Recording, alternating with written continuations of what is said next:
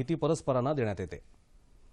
औरंगाबादच्या MIT महाविद्यालयात MTech अभ्यासक्रमाचं शिक्षण घेणाऱ्या सुप्रिया पत्की या विद्यार्थिनीनं cotton leaf disease detection using processing या नावाचं सॉफ्टवेअर तंत्र विकसित केलं आहे।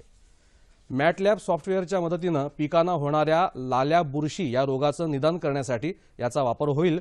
यामुळे शेतकऱ्याला पुढे होणारं नुकसान टाळता येऊ शकेल।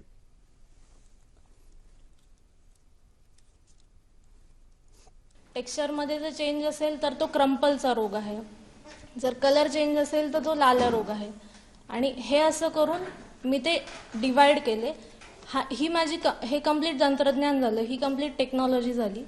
नंतर शेतकऱ्यांना याचा कसा उपयोग होईल, शेतकऱ्यांनी ती इमेज एका पानाची इमेज काढली, त्या पानाची इमेज माझ्याकडे येईल, तिथे मी काय करेल की ही सगळी प्रोसेस होईल आणि शेवटी क्लासिफायरमध्ये एखादा फीचर असेल जे त्या शेतकऱ्यांच्या फीचरला मॅच होईल आणि तेव्हा त्याला कळेल की हा रोग आहे। सगळ्यात पहिलं एम की त्यांचं नुकसान होऊ नये आणि जरी झालं तरी तेवढी नुकसान भरपाई त्यांना मिळावी।